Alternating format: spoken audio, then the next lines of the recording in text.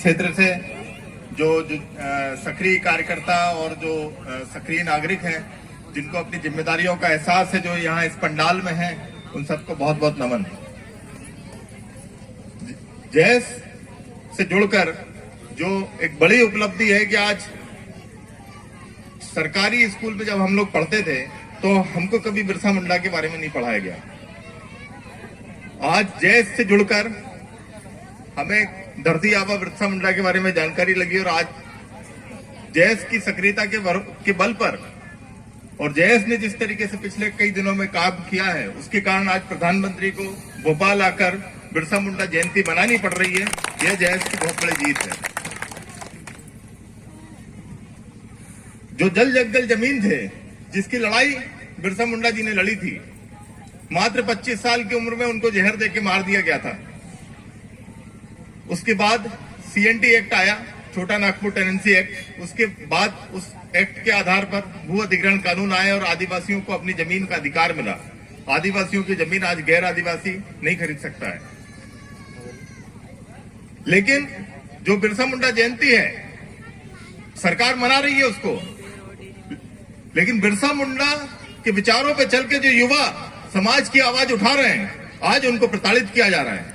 चाहे नितेश अलावा हो या विक्रम अछालिया जी हो, उनका ट्रांसफर कर दिया गया। नितेश अलावा को सस्पेंड कर दिया गया। मैं भी सरकारी नौकरी में हो सकता है कल मुझे भी सस्पेंड कर दिया जाए, लेकिन हम वो युवा हैं जिनको यदि समाज के रास्ते पे, यदि हम ईमानदारी के रास्ते पे हैं, तो हम लोग परवाह नहीं करते हैं सरकार की, चाहे आज नौकरी में रहे कल हम नहीं रहे। आज जो युवा काम कर रहे हैं, जो युवा समाज की आवाज उठा रहे हैं, उनको प्रताड़ित किया जा रहा है। उनपे रासुका जैसे कानून लगाए जा रहे हैं, जिला बदर किया जा रहा है। हमारे पास सिर्फ हमारा जल जंगल जमीन था और उसके अलावा जो हमारी पूंजी थी वो था ट्राइबल सब प्लान। जो देश का बजट होता है उसमें आर्टिकल 275(1) के तहत हमारे को केंद्र सरकार हम लोगों की शिक्षा के लिए, स्वास्थ्य के लिए और जो स्पेशलाइज योजना है उनके लिए एक बजट आवंटित करती थी। 40,000 करोड़ रुपया करीब वो देश केंद्र सरकार से आता था। अब उस पैसे की भी लूट शुरू हो गई है।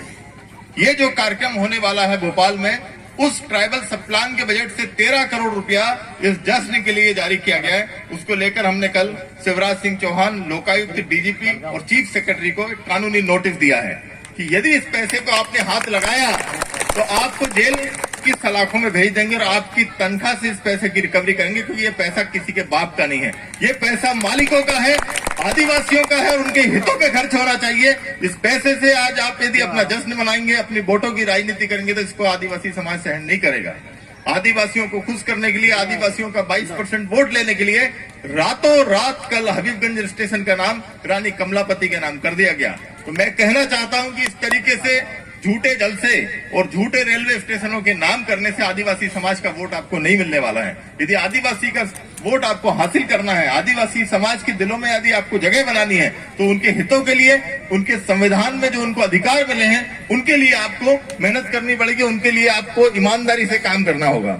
आज शिवराज सिंह चौहान बोल रहे हैं कि मैं पैसा एक्ट को चरणबद्ध लागू करूंगा। चरणबद्ध 1996 में पैसा एक्ट बन गया था। 26 साल से क्या कर रही थी कांग्रेस और भाजपा की सरकारें? आज आप 17 साल से सरकार में हो और आज आप बोल रहे हो कि मैं चरणबद्ध तरीके से लागू करूंगा। पैसा एक्ट में ग्राम सभा को अधिकार दिए गए हैं। आपके यदि ग्राम में कोई खदान है या आपके यहाँ कोई चीजें, मिनरल्स यदि हो रहा है, तो उसका 1% उस गांव पे खर्च होगा। ये बहुत सारे अधिकार जो है पैसा एक्ट में दिए गए हैं। अब जाकर इनको आदिवासियों की याद आ रही है और अभी भी इनकी नीयत साफ नहीं है। अभी भी ये बोल रहे हैं, चूंकि सिर्फ 2 साल चुनाव में बचे, अब जाके ये बोल रहे हैं कि हम इसको लागू करेंगे, लेकिन अभी भी इसको लेकर कोई नियम नहीं बनाए। लेकिन इसी तरीके से यदि अपनी यूनिटी रही, इसी तरीके से यदि संगठित होकर युवा काम करते रहे, तो हम संविधान में जो हमारे अधिकार हैं, जो माननीय जयपाल मुंडा जी ने जो हमारे लिए अधिकार दिए हैं संविधान के अंदर, हम चाहते हैं कि उनको जमीन पर लागू करवाएंगे। और इसी तरीके से आप लोगों के साथ रहा तो एक दिन हम लागू करवा के रहेंगे। जोहार साहब।